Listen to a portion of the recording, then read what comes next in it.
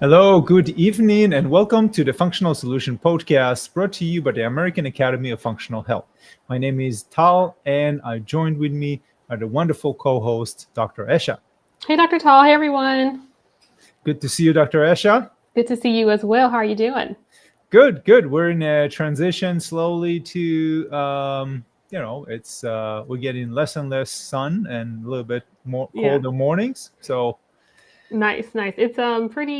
It's pretty mid here. It's not too hot. It's not actually fall yet, even though we're almost in October. So hopefully we actually get to a crisp, nice fall soon. yes, yes. You guys got all the colorful leaves already, the No, yellows everything's and still the green. It may be oh. slight yellows. Yeah, everything's still green for the most part. So, yeah, hoping for some yellow soon because the weather has been really hot this summer, and so hopefully it'll be a nice, crisp fall this year.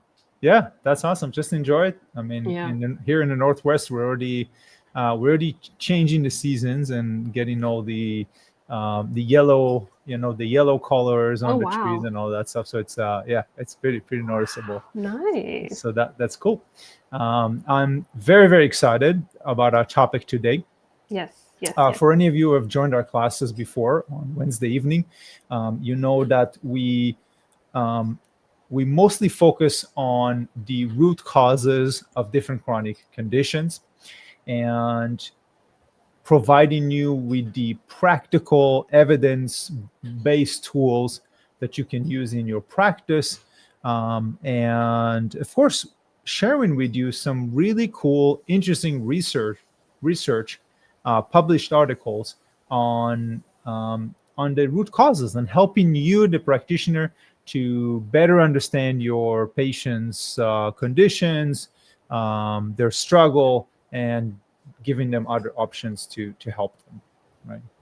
That's right. That's right. I'm really excited about our topic tonight. I think every practitioner could benefit from this information. Yes, absolutely.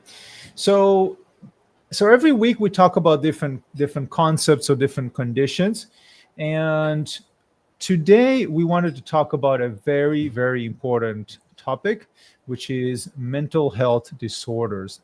And we're going to take a kind of a different approach to the way that we typically talk about these conditions. Typically, we focus on one specific condition and say, okay, if the patient has arthritis, here's maybe one of the common, most overlooked chronic condition or a common root cause or contributing factor that most doctors and nurse practitioners don't look at in primary care setting, right? And then we dive into it.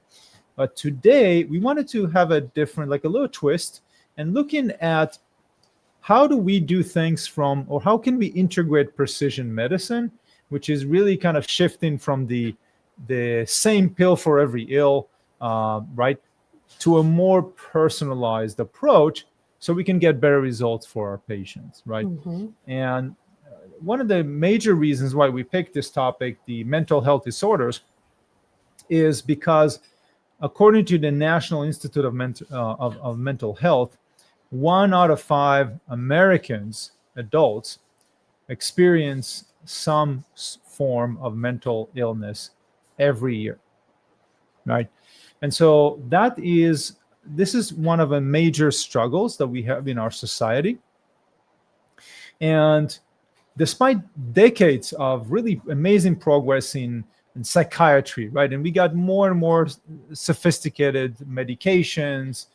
There are so many people who struggle with mental health, and they're still not finding the relief that they need, right? And there's traditional approaches of prescribing medication and sending the patient home.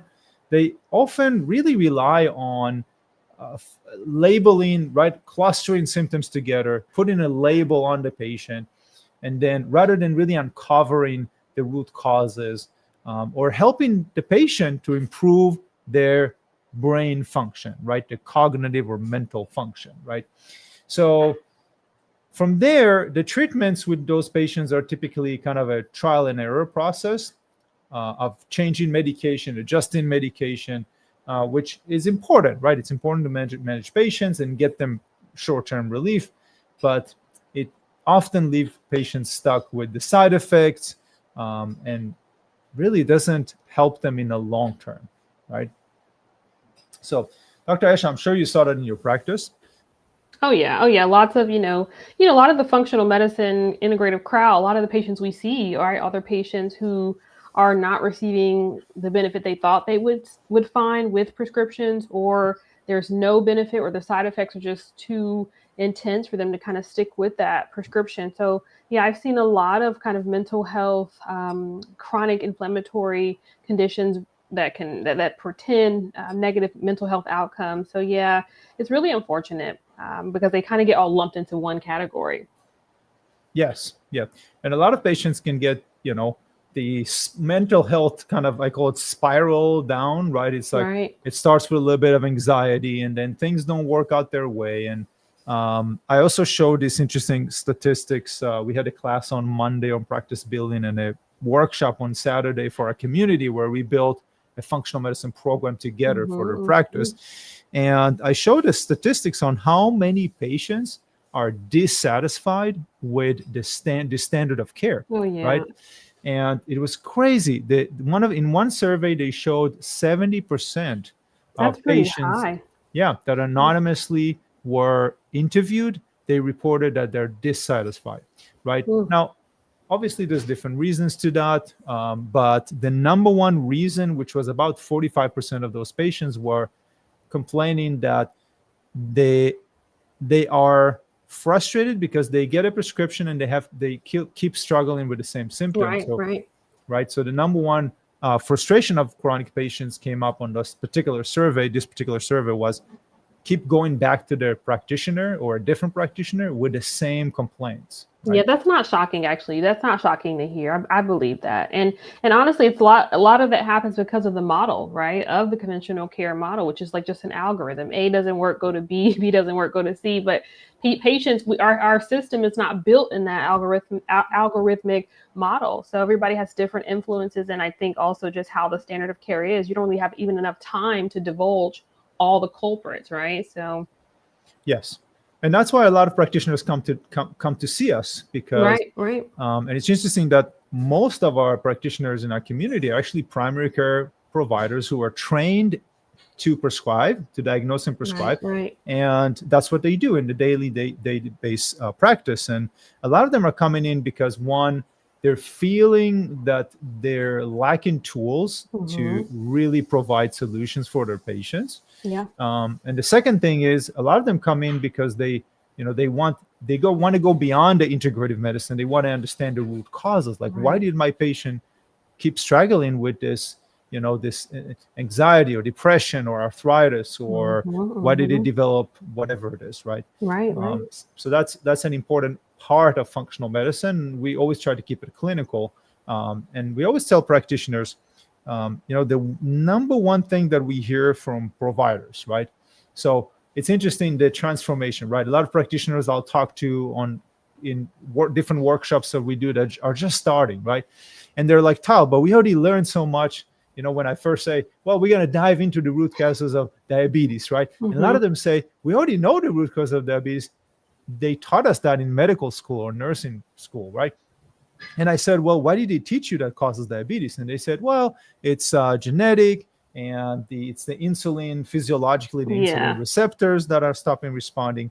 And I said, that's all true. Physiologically, we all know that. But what's causing that, right? What's causing those genes to turn on? What's causing those, there's upregulation of the expression of the gene, right? That's the medical term. Or what's causing those insulin receptors to not respond, right? So that's what we do in functional medicine. We go deeper beyond what we're taught in the regular programs.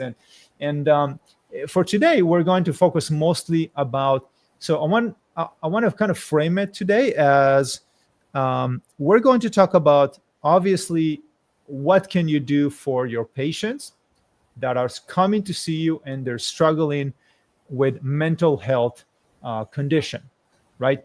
What can you do beyond the prescription? And we're obviously going to talk some about the root causes of these conditions. So we're going to start with taking a look at this is an interesting survey. So we kind of understand what it is. When you say mental health disorders, like, what do we mean, right? So let's take a look at this survey. And this was over 2,000 US adults, Americans, between the age of 18 to 80 years old. And it's really interesting because out of over 2,000 randomly surveyed Americans, adults, 22% on the bottom said they do not have any mental health illnesses. Only 22%, right? Everybody else, you can see, divided their mental health struggle into multiple different illnesses, right? So stress, sensation of stress was the highest, 52 years old. It's not surprising. Life today brings challenges, right? Anxiety, 49%. Depressive phase, 34%. Mood swings, feeling loneliness or social isolation. And then there's phases of sadness, struggle with self-esteem, panic attacks. Now, Dr. Esha is actually going to talk later on about what is the physiologically, what makes some people more prone to stress, anxiety. We're going to talk about depression, and we're definitely going to talk about the panic attacks, which is kind of a progression of anxiety for some individuals. But this is really interesting. So, Dr. Esha, we always like to start with what's going on physiologically, right? And provide some explanation for a chronic, like a long-term patient that comes to see us, and they ask, why do I have this? Nobody ever explained to me, why do I have anxiety, depression? I got it, maybe a drug and some sort of SSRI, and I was sent home or sent to a psychologist, but to talk about it. But what's happening? Like, what's happening in my body, right? Yeah. I love this question because I think so many times in the mental health space, the cause is just left to be unknown, or this is something that's happened because of life circumstances, but there are actual physiological changes happening in the brain with mood disorders of all sorts, and these have been documented. So to better understand this connection between inflammation and imbalanced brain or mood disorders, let's start by taking a look at this image. This is an illustration published in the journal Biomolecules, actually this year, 2025. At the very bottom, you see A, which says peripheral inflammation, and you'll see some of the other ones around kind of talking about the brain inflammation. So I'm going to go through this image with you guys. So peripheral inflammation. So think about peripheral inflammation outside of the brain and outside of the blood-brain barrier. So I think of like chronic metabolic issues, anything outside the brain system itself that can create inflammation, right? So metabolic issues, diabetes, like autoimmune pictures, other chronic inflammatory pathologies, right? So all of these things can impact your brain, and just general inflammation. You don't have to actually be diagnosed with any of those things I mentioned to have an inflammatory picture. So inflammation in the system plays a role in depression because it impacts your immune system. It impacts the immune, brain, and stress response systems. When these immune cells, as you see at the very bottom, those lymphocytes, the neutrophils, and monocytes, when they become activated, they release these pro-inflammatory cytokines. Cytokines are like cell messengers. They kind of go around and kind of turn on the light switch in other places of the body. So they'll induce these pro-inflammatory cytokines like IL-1, interleukin-1, IL-6, and TNF-alpha, which are all pro-inflammatory. They promote inflammation. These are going to circulate in the bloodstream and promote systemic inflammation. Excessive inflammation is going to then generate reactive oxygen species, which damages your cells and just kind of amplifies inflammatory signaling. So you'll see kind of in this image, you see how the peripheral inflammation impacts that blood-brain barrier. So the gray, I think it's gray and red, that bar right there, that represents your blood-brain barrier. So this kind of pro-inflammatory signaling is able to go across the blood-brain barrier and impact your actual brain tissue. So cytokines from the periphery can cross this blood-brain barrier, and then this will trigger neuroinflammation, so brain inflammation. This is going to activate microglia, astrocytes, which are types of brain cells that are going to themselves release more inflammatory chemicals, sustaining brain inflammation. So it's kind of like this circular loop. Chronic activation of these, meaning just long periods of activation, will disrupt neural functioning, contribute to cognitive deficits, anxiety, and depressive symptoms. And inflammation also affects your HPA axis. So your HPA axis, the hypothalamus, your pituitary, and adrenal axis. So these pro-inflammatory signals are going to stimulate your hypothalamus to release a hormone called corticotropin releasing hormone. That's going to go to your pituitary and tell your pituitary, hey, release some of that ACTH, which is a longer neurochemical, if you will, that actually stimulates your adrenal glands to release cortisol. So cortisol is typically anti-inflammatory, but when you have chronic stress and prolonged activation of this system, it can actually lead to dysregulation, persistent inflammation, and impaired stress responses. So there are unique ways in which, these pro-inflammatory molecules actually trigger brain neuroinflammation and then exacerbate stress responses that contribute even further to inflammatory pathways.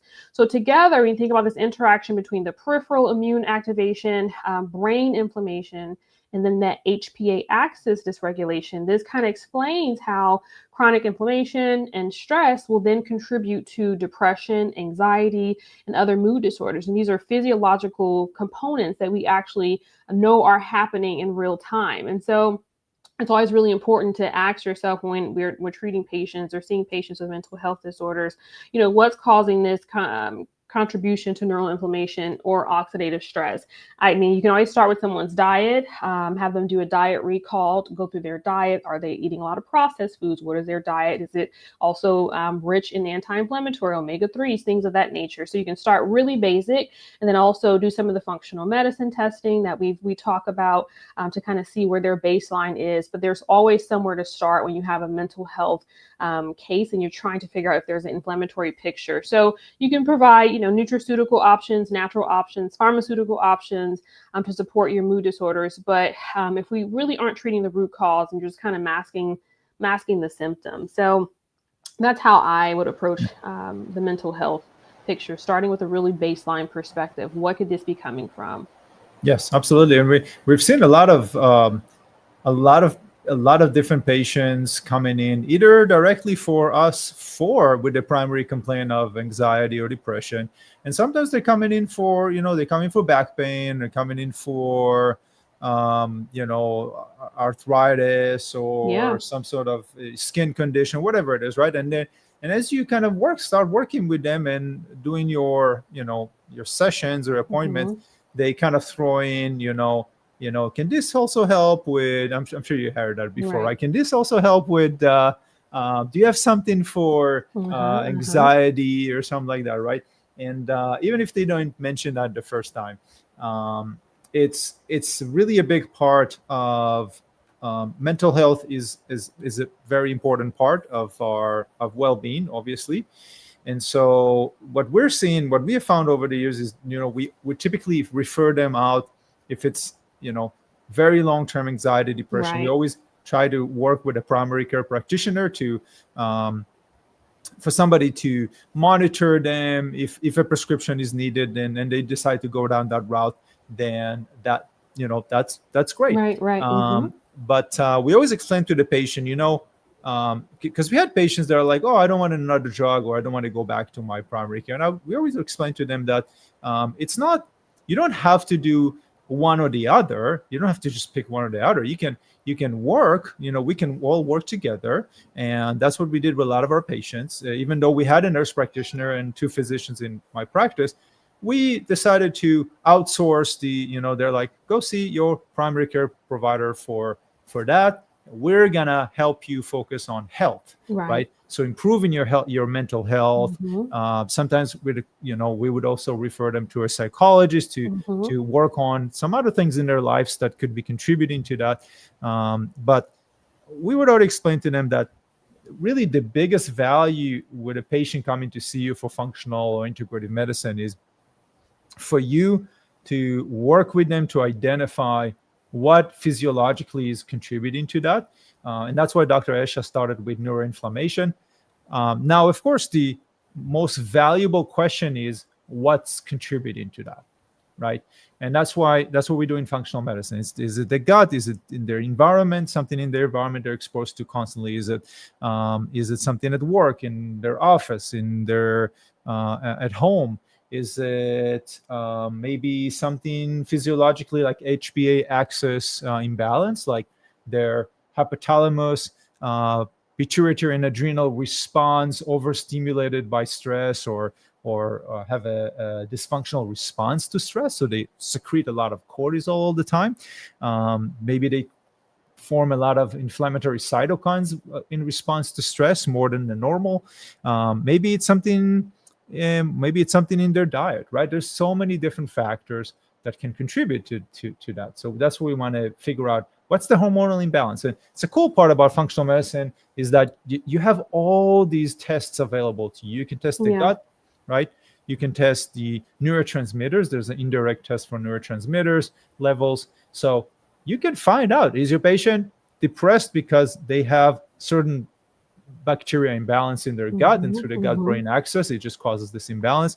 I read this interesting study that they found that underactivation of the vagus nerve, right, which our vagus nerve is constantly stimulated by some gut bacteria, but underactivation is associated with depressive symptoms. Wow. Right. So it's really interesting to see, and that's where they came out with these vagus nerve stimulators and all that stuff, right? Or certain probiotic products that are like more mental health strains. Yep. So it could be a lot of things. That's really what we do in functional medicine, and of course, even the most simplified way, your patient does not have enough serotonin, enough dopamine, right? All of these neurotransmitters are very important. We saw one patient that was a few years ago that was on two SSRI, two medication, and we tested her, and she had too much serotonin or too much dopamine, and it was you can see the imbalances very clearly. So we worked with her using some nutritional supplements to balance that. So it was great, and she felt better within 4 months. She said she felt like a completely different person. She wouldn't cry several times during the day anymore. She felt like a much more stable. She said that she referred to it as like living in much more peace now. Nice. Right? That's great. So that's the healthier brain is a happier person, right? That's what we all know. So let's dive into nutrients. Dr. Esha, I'm glad that you mentioned nutrients. Those are really important. Yeah, I'm really excited about what you're going to talk about. Yeah, so let's dive into it. So we're gonna talk about the 1 or 2 most important nutrients, because we can spend like at least 2 or 3 hours here just talking about nutrients for brain health. But we picked the top 2, and of course I'm gonna start with this. It's the human brain is nearly 60% fat, right? So so one of those nutrients is obviously going to be omega-3s, right? Because we have to consume the right fat in order for our body to utilize those fatty acids properly, right? So we're going to look at vitamin D. We're going to look at omega-3s. I'm going to look at some really cool, interesting studies. So when it comes to vitamin D, our body can and does make its own vitamin D, but we can also get it from outside sources. So, for example, if your patient, and it depends mostly in your patient's lifestyle. So if they work as a gardener and they're out all day and they're exposed, their arms and legs, or their legs are exposed, then it's much more likely they're getting good amounts of vitamin D. Of course, you can test it, right? But most of us, unfortunately, we're indoor, right? So we're spending most of our time indoor, right? You're working in an office or a clinic, or our patients work in some sort of a facility that is covered. And so we don't get as much exposure as we used to, right? And then, of course, there are foods that we're going to talk about that are important. But let's take a look first at this illustration from the Journal of Clinical Nutrition, published in 2025. And here you can see really the interesting and important mechanism of the vitamin D and omega-3 fatty acids. So vitamin D has multiple roles. It modulates certain genes that are important for our brain function. it also reduces the inflammation in our brain. Vitamin D is actually a very, very important immunomodulator. And of course, it regulates different things like neuronal calcium levels, right? So where most practitioners think about vitamin D, they think about it as important for bone health, for example, right? Or calcium metabolism. But vitamin D is really, really important also for regulation of our serotonin, right? So this is really, really important. Now, there are several, when it comes to the function of our neurons, there are several functions that vitamin D has played a critical or crucial role in. So let's take a look at this image, the next image, which is the vitamin D in the nervous system. And so vitamin D is important for the differentiation and maturation of our neurons. It's important for regulation of growth factor synthesis. It's important for influencing the synthesis of acetylcholine, dopamine, and gamma aminobutyric acid. So those are all really important factors when we consider vitamin D. Now, the reason why we mention vitamin D is because there's large population published studies that consistently, even today, when there's so much awareness of taking vitamin D, there's still studies that report low serum vitamin D among parts of the population, and that those lower dosage are associated with higher prevalence of depressive symptoms, right? So that's really important to mention. Another healthy nutrient, fat soluble or fat nutrient, is which is quite important for brain health, is omega-3s that contains EPA, DHA. And this is really important to remember that our body can synthesize vitamin D when we're exposed to sunlight, but our body cannot synthesize omega-3s. It has to get it from our food. We have to get it from our food.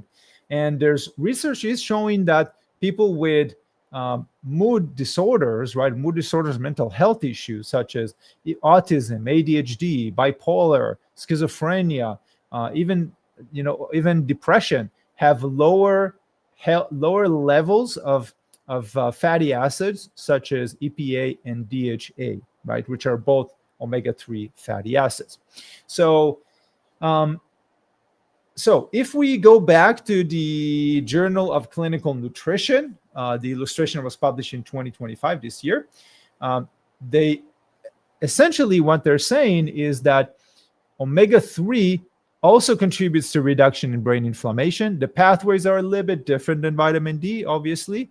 We're not going to get in too much into understanding the pathway, but for now, just remember that omega-3 changes the ratio between omega-3 and omega-6. And by doing that, it shifts you from being pro-inflammatory to anti-inflammatory, right? Unfortunately, our diet is very, very, very high in omega-6 in comparison to omega-3, which is not good for our health at all. And taking supplementation of omega-3 changes that ratio. And of course, it also lowers oxidative stress. So oxidative stress contributes to cellular damage, to DNA damage, all of that, and damage to our brain. And of course, Dr. Esha started with neuroinflammation because neuroinflammation not only changes the function of our brain, but neuroinflammation also leads to oxidative stress, right? And then, of course, there's other things that omega-3 is really important for. So let's take a look at the next picture of more specifically the roles of omega-3 when it comes to our brain. So it modulates neuroinflammation. We already mentioned that. Supports neurotransmitter function. So that's really important. Again, we mentioned if your patient has too low or too high, right? Too low or too high some of those neurotransmitters, for example, serotonin, dopamine, all of those.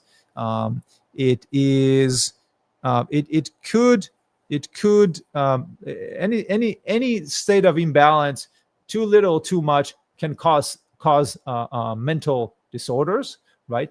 And so That's really important to have. Omega-3s is really important to support that, support a healthy balance, and then enhance neuroplasticity, which essentially, in other words, neuroplasticity is the way our brain adapts and rewire neural connections for healthy, which a part of it is healthy emotional regulation, right? And also maintain neuronal mind-brain fluidity. So we kind of group together vitamin D and omega 3s, and there are different dosages that you can look into when it comes to supplementing your patients. But the number one, it's really interesting when you look at studies that supplements vitamin D. Most studies that report supplementations of vitamin D, either 1,200 or 2,000 or 2,000 units a day, actually reported no significant benefits in individual in terms of their depression or anxiety, right? Except for one study that they had pregnant women. So pregnant women, when they give them higher dosage of vitamin D, there was less depression, right, reported. But other studies are showing very conflicting results. The majority of the data on vitamin D comes from population studies that have looked at deficiencies, right? So it's not necessarily that vitamin D supplementation can prevent depression, right? Unless it's somebody who's pregnant, but or even during the prenatal phase. There's one study that looked at the prenatal phase, but there are specific studies that are showing that if your patient has deficiency, that could definitely put them at higher risk of depression, right? So I wanted to make that very clear. And of course, we're not talking about studies that had very high mega dosages of vitamin D, which did show a more significant impact as supplementation, some of them as high as 50,000 units weekly, right? In terms of omega-3, we typically want to go between 1 gram to 3 grams per day, right? Those will be a good dosages. Now, let's go into a quick pop quiz. So, which role of omega-3 helps keep communication between neuron efficient, right? Modulating neuroinflammation, enhancing neuroplasticity, maintaining neuronal mind-brain fluidity, or support neurotransmitter function. So this is the communication between neurons, as we mentioned.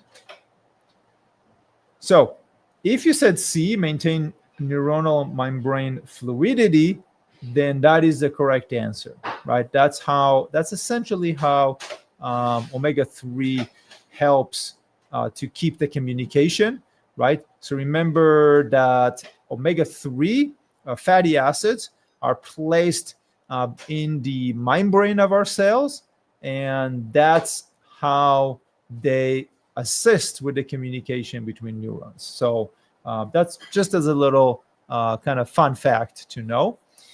Or as a reminder, if it's been a while since you took biology 101, just as a quick reminder. But other than that, of course, if you want to learn more about nutritional medicine and gut health for brain function or mental health, log into the Advanced and Clinical Functional Medicine program platform. On the platform, we have not just the foundation of functional medicine and the clinical application. We also have the lab testing, right? You can get it all done in like 3 or 4 months. It's designed in that way. And then we go into more advanced topics like mental health, mood disorders, neuroinflammation, neurodegenerative conditions to further help your patients.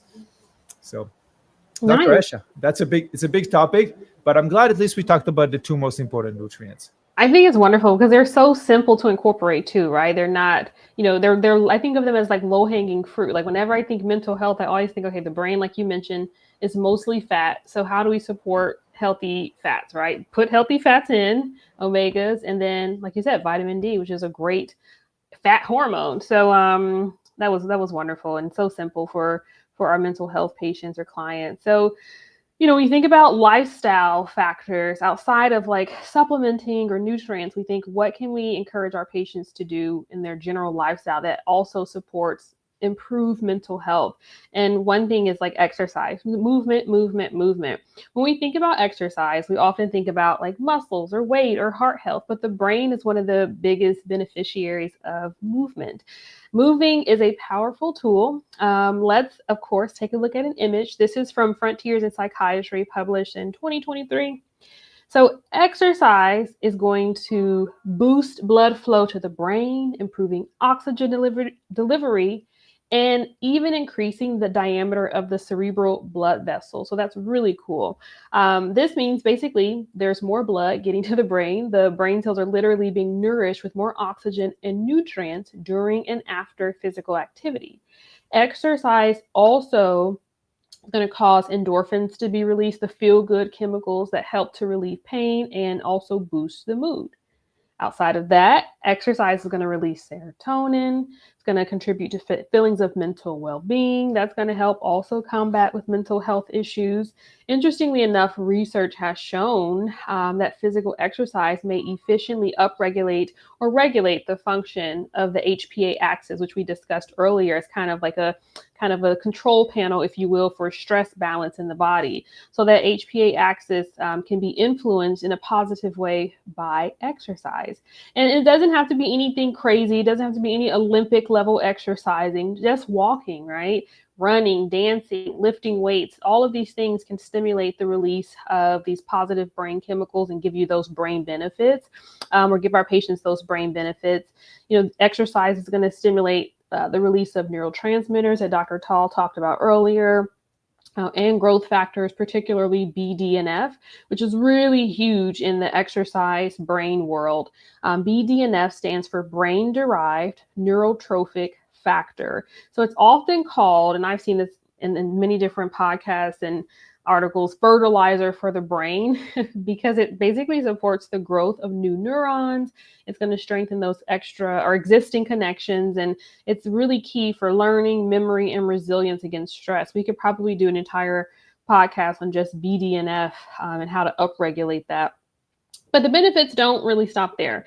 Skeletal muscle, which I think this is such a cool fact. Skeletal muscle is now understood to act as an endocrine organ, right? So endocrine organs basically secrete hormones or chemicals into the bloodstream that impact the rest of the body. So when the muscles contract, they release these signaling molecules called myokines into the bloodstream. Some of these can actually cross the blood-brain barrier, directly influencing brain function and mood regulation. Research shows that both aerobic exercise, like steady state cardio, and resistance training can increase the BDNF levels. This effect is even noticeable after a single workout. Even though BDNF tends to peak and then it returns to baseline within about an hour. But if you think about regular training over weeks or months, the benefits accumulate, building a healthier, more adaptable brain. So we have to kind of encourage our patients and our clients to move, exercise. I will typically tell patients, I'm not a personal trainer. I know Dr. Tall, I think you have a history as a personal trainer, but I typically will tell my patients, simple things, after eating. I was just talking to a patient last week and I said, look, after you finish your dinner meal, go for or get up and do something. Don't just sit down, go put the dishes away or go do something in the house and go up the stairs a couple of times, things like that, to get those muscles really moving. So that kind of helps with metabolic effects. But just in general, you can work out in your home or get those larger muscles moving without feeling like you need to go run, on a track or something like that. But yeah, physical exercise can be really important for brain health. We're going to pop into a pop quiz, and I want to hear your thoughts after Dr. Tall on this exercise topic. Okay, so what is BDNF often called and why? We just went over this one. So BDNF, the correct answer is B, BDNF, fertilizer for the brain, because it promotes neuron growth and strengthens connections. So, all of this information we teach in the platform. If you're interested in learning more about testing and functional approach to mental health, along with functional and integrative ways to support your patient's mental health. You can log into your advanced and clinical functional medicine platform. You can also book a coaching call with us to go over a case study, go over some functional labs, and we can help offer some functional medicine right away. This is a part of your program, and it does not cost any extra for you. So I'm curious, Dr. Tall, have you, in your background, seen a lot of your clients benefit, mental health benefit from just exercise routines? Yeah, so that's a really interesting question. So I've seen it improve mood, of course, because of the release of the endorphins and improving blood circulation, which Right. is really important for the brain as well. Typically, if somebody comes in and they're already kind of in the very chronic or more advanced stages of mood disorders or mental health struggle, then it's a good recommendation to start walking. Right. Like even just as simple as that, like start walking. A lot of those patients are also uh, they're very low motivated patients, right? Like it's very hard for them to get out of the house and do things. So just like you said, like start by walking a little bit. You like a little bit of sunshine during the day, just take 15-20 minutes, just get some sunshine and walk around. It's What's really interesting is that when we started doing functional testing and test their gut and test their gut, especially their gut metabolites, like bacterial metabolites, like short chain fatty acid. That was really fascinating. And neurotransmitters. So neurotransmitter, of course, it's an indirect test because we can't measure neurotransmitters in the brain. Right. But there's a lot of really great tests like organic acids. There's also indirectly ability to measure levels of neurotransmitters, and it's been around for years. It's nothing new. It's been around for years. I think we have Dr. Ferris, who's one of the experts from Doctors Data, who's doing specific classes for our community, and it's on the platform for all of you to learn more about. Like she's showing case studies with this patient, and it had ADHD, and it had this, and this is what the imbalance looks like, and it was fascinating because there's so much data that you can see, like patients that are unmotivated, for example, they're just they have like not just low sex drive, but also low drive to do anything. Right. A lot of the time you see that, as you see on their charts, for example, that they have low and norepinephrine, right, which is really interesting, and they almost live in this like flat effect. Like it's almost like they don't care much about anything, and it's not this like chill, relax. It's almost like the flat effect of like they want to feel something, they want to get excited about things, right? But they just kind of live in this like really kind of almost like emotionally numb, right? Yeah. And or the other hand, you got folks that have low dopamine, and that has certain presentation for some of them of the social anxiety or stuff like that. So it's really important how much we can help. And the fun part about it is that, of course, we focus in functional medicine about what's the imbalance, what's driving it, right? Taking one step, what's driving it, and then let's help them balance that. And we talk a lot about, we got supplements for each type of imbalance. We got protocols for even boosting a brain-derived nootropic factor, which is amazing. Nice. It's amazing also for your older patients who, yes, right, by the way, want to maintain cognitive function as they're entering their like 70s, 80s, or go beyond, right? It's very, very critical for you to understand how it works and how to do that for them. But interesting, I found a transformation that when a patient comes back, you'll work with them for 3, 4, 5, 6 months, and they come back and say, oh, I used to get panic attacks, like crazy panic attacks, and I would cry, or everything would go black, and I would just stay at home. And now they say, I went out there to a party or went out with friends, and I met somebody, and I'm in a relationship, and I'm this, and it's like, wow, it's like they're almost like a completely different experience in life, right? Yeah, that's pretty amazing to hear those types of stories. Yeah. Yes. So this is where we're going to go into the last section, and then of course we're going to do another sometime later on, in the next few weeks, we're going to do another class more specifically about supplements. But we want to make sure that we get everything within the time that we have allocated to today. So we're going to talk about one more section that is going to be more of the it's still functional medicine. I mean, we see it as at least as a part of the functional medicine approach, which is spirituality and social connections. So we know that this is an essential part to talk with our patients, and unfortunately, I've seen a lot of practitioners that kind of avoid doing that because maybe it feels uncomfortable to ask. Yeah. Or I love that this is included. I'm so happy that you included this. It's so important. Yes, of course. And I'm going to confess to this. You mentioned I started as a personal trainer like probably 25 years ago, and I was seeing patients in the morning. So I was going to, I went to different programs, then introduced in the morning. I was seeing patients in my practice, private practice, and in the evening would go into personal training. And I can admit that when I first started, I did not ask my patients about if they practice some sort of spiritual method, if it's religious or non-religious, and then I didn't ask them about social connection. And maybe it's because of conversation I felt I was not equipped to have, because I was like, I'm not a psychologist. But if you're a healthcare practitioner, you don't need to do a psychological session with your patient. You just need to ask them like how they're doing, even giving them simple tips like, there's probably like, let's say, for example, I would get a lot of Hispanic immigrants. I would get a lot of folks from India, right? Indie folks that are coming in, and I would ask them, like I learned to ask them if they have some sort of mental or even systemic inflammation. I'll be like, do you have some sort of support?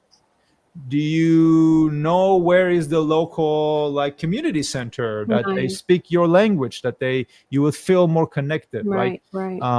And so and if sometimes, I think there was one person that we took them to reception at the end of the session, and our receptionist actually Googled and printed it out like 2 or 3 places that he can find find a place where he can speak Spanish, place to connect with community. So that's important. But let's take a look at some really interesting research, right? Because we look at things for a lot of time from physiological impact. And this was published in the Comprehensive Psychoneuroendocrinology, the journal Comprehensive Psychoneuroendocrinology in 2021. And so in this picture, what you can see is really the impact of spirituality or meditation, right? And this is interesting because we can see on one hand that ongoing stress, right? Rumination and avoidance, right? These patterns, they don't just stay in our thoughts, right? They trigger all these physiological changes, right? So every time you're stressed, you're stuck in traffic, right? You commute into work back and forth, you're stuck in traffic, or you got deadlines, or something happened in your family. Your brain signals your adrenal to secrete cortisol. Over time, that has impact. We've seen it with some patients as reduced cortisol secretion, right? Some practitioners call it adrenal fatigue or insufficiency.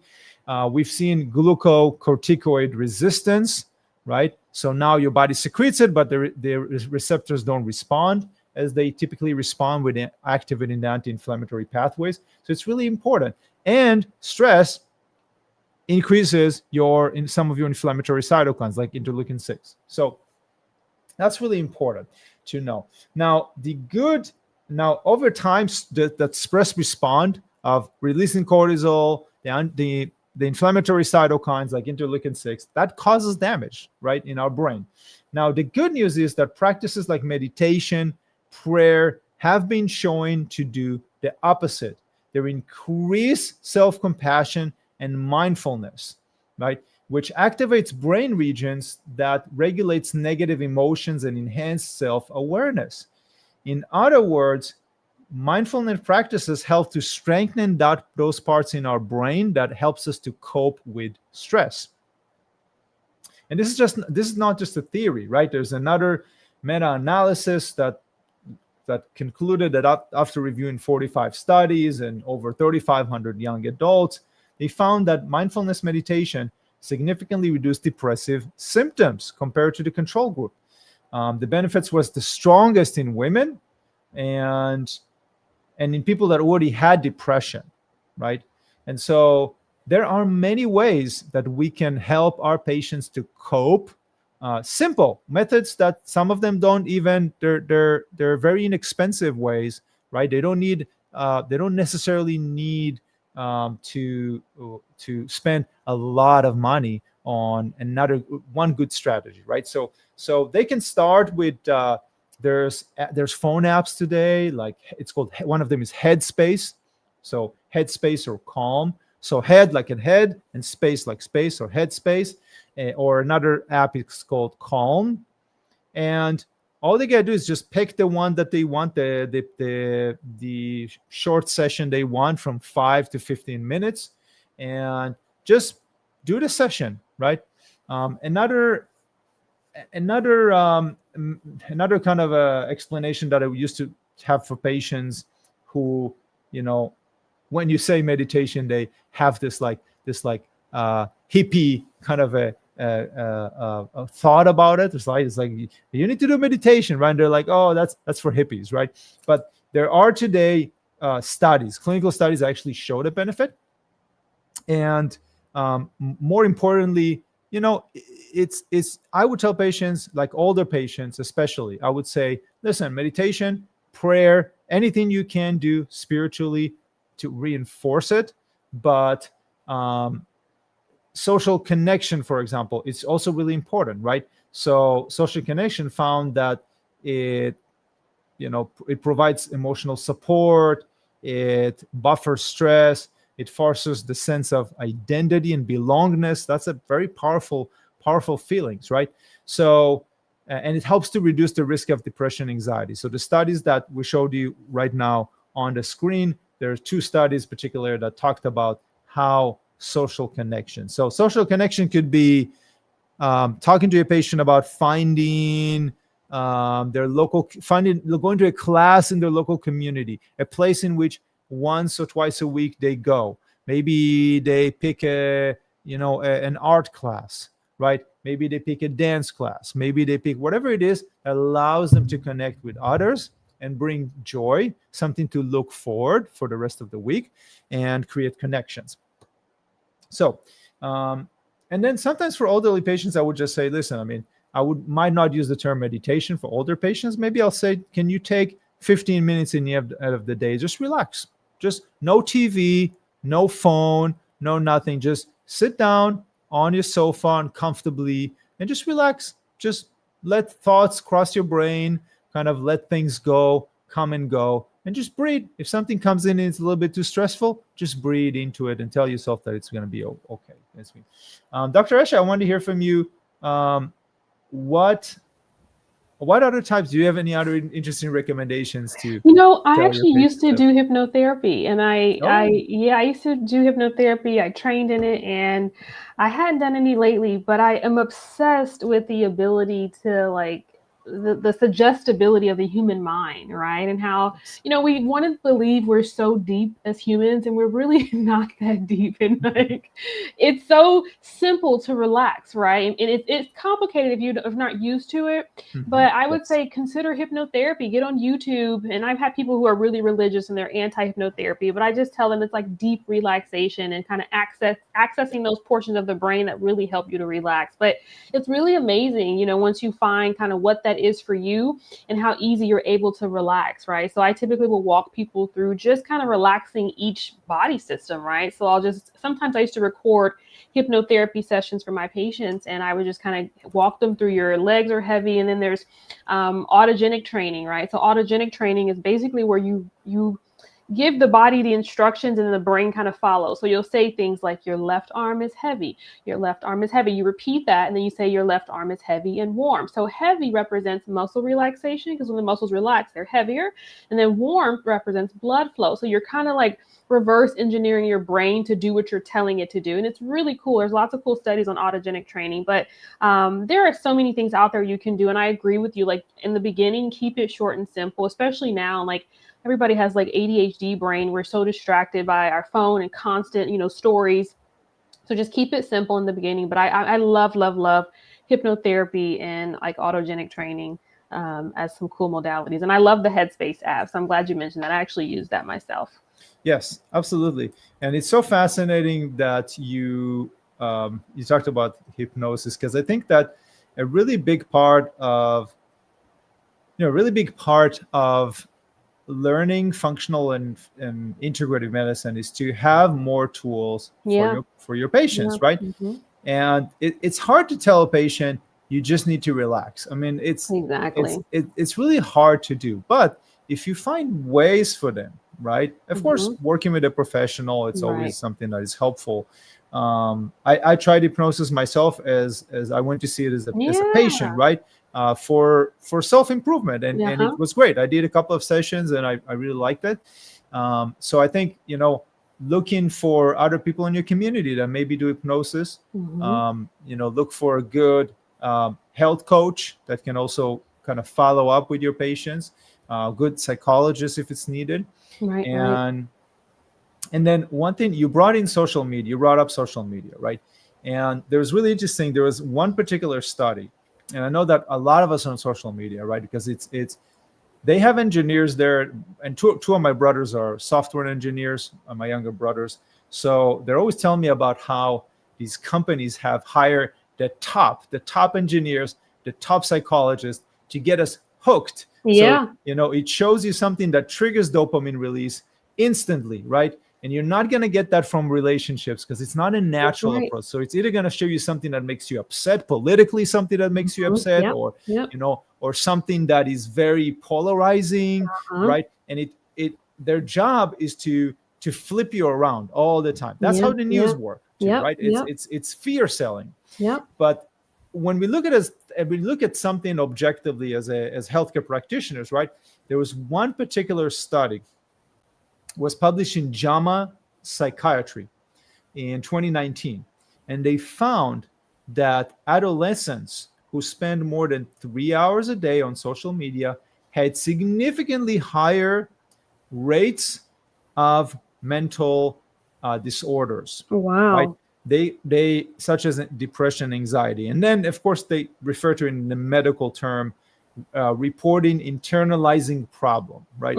But essentially what they were referring to is higher rates of depression, anxiety. So we should definitely not let younger adults spend a lot of time on social media where all these neurotransmitters are constantly triggered very, very quickly, which is not a natural relationship or interaction or connection.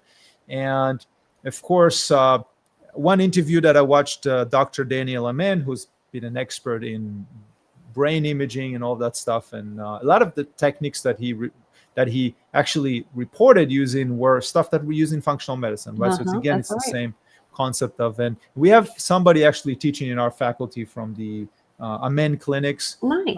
So she's quite interested. She has a really amazing class on mold toxicity for brain function, which I recommend all of you to go to. It's like on module 5, I think. But Dr. Daniel Amen, in one of the interviews, he mentioned something interesting. He said, take care of your brain until you're 20 at least, right? Until you're 20 or 21 years old. And then from there, your brain was going to take care of you for the rest of your life, right? And that really resonated with me. And so we should all have a limit on our social media, especially young adults or children, because the impact could be quite disturbing. So that's something that 3 hours is a lot. 3 hours, and I think that there was a Netflix documentary. They were like kids spending up to 8 hours on their phone. Yes. A day. Yeah. Yes, of I don't course. know. Do Yes, your of kids course. have phones? No, my kid is my kid is very young. Still, Okay. she's 2.5. Okay, she's Yes, and we're gonna keep her away from phones. We try to keep her away from TV in general until she's a little bit more developed. yeah. Maybe some more educational cartoons once in a while. Yeah, I didn't get Or my first phone until I was a senior in high school, and now I feel like kids have yeah, phones in elementary school. yes, that's true. That's Yeah. true. Yeah, I got my first. I think it was like it was one of those phones that it's just numbers and there's no It was like a no flip phone. yeah, it's one of those flip phones when you can just call or you can That's get calls uh-huh. in, Yeah. and you can later on. I got another phone with just text messages, but I didn't have phone with internet or social media until I think a few years later. Yeah, yeah. So maybe it was a blessing that It it just definitely was. happened that way. Yeah, because I would probably get addicted to it like millions of other It's people out definitely there. addicting. I mean, Yeah, it's like you said, they have the algorithm. They know what you like. They know how much time you spend on each videos, and then they start pushing more of those types of content. It's really yep, interesting yep. how they're playing on our minds. But yeah, I'm glad you mentioned that. Yes, absolutely, absolutely. So, just to summarize today, we talked about the importance of finding the root cause of neuroinflammation. So, neuroinflammation, oxidative stress. Dr. Esha talked quite a bit about it, about how it's really important to find out what's causing it, because otherwise, if you just give a prescription, your patients have still neuroinflammation or oxidative stress. Over the long term, they might continue to struggle or develop other conditions, right? Right. And then we talked about lifestyle changes, which the main one was exercise, right? Going into a class is great because it's something to look for persistently, and they're going to push themselves a little further than themselves. But even just start walking, and then nutrients are really important. We talked about vitamin D and omega. There's some specific nutrients to significantly increase the levels of brain-derived nootropic factor, for example, or balance neurotransmitters, but we just don't have time to get into it. You have that on your platform to go in deeper into that. And then, of course, we talked about praying, meditation, even just writing gratitude, like 2 things Yeah. that you're grateful for every day, could really change things. Because now you're training your brain to not just look at the dark side, or Yeah. what you don't have in your life and what you're missing out on and all of that stuff, or terrible things that happen to you. Now you're training your brain to think about bring up things that are positive in I your love life, that. That's nice. right? That's beautiful. Yes, so that's great. And then for one of our next classes, we will do a class more specifically about some, maybe 2 or 3 nutraceuticals, which is more of the integrative approach to help with mental health. So I think that's amazing.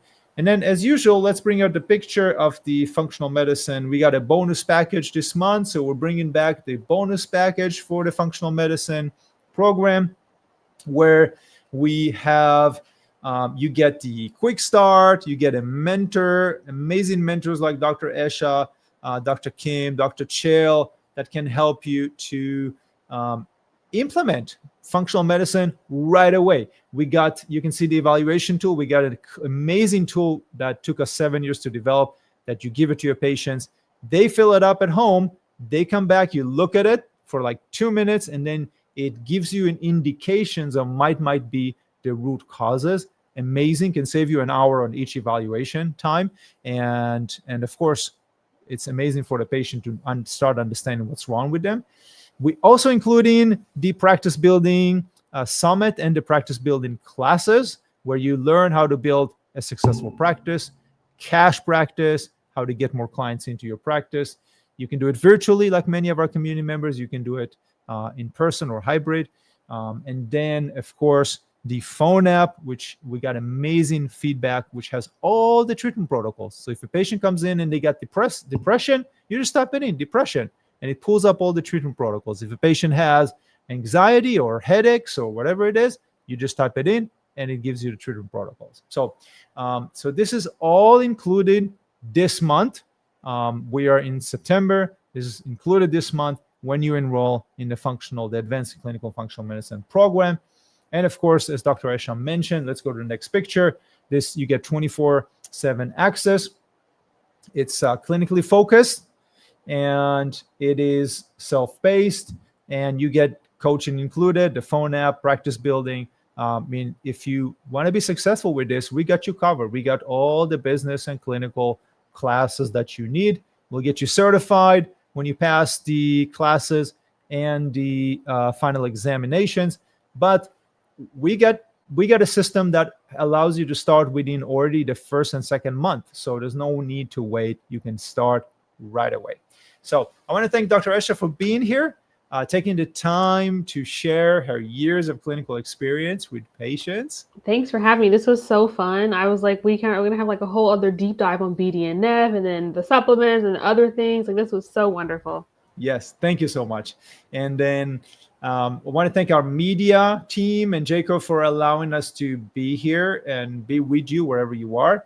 And I also want to thank each one of you for taking the time to be here, for being the guiding light towards better health and wellness and vitality.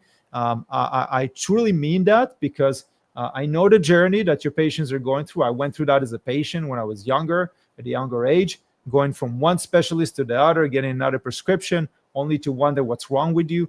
And then, so you by being here in these classes, investing time, effort, and into learning functional and integrative medicine, you are going to provide them clinical strategies that they're not going to get anywhere else, right? So that's a true blessing, and I really appreciate each one of you for doing that.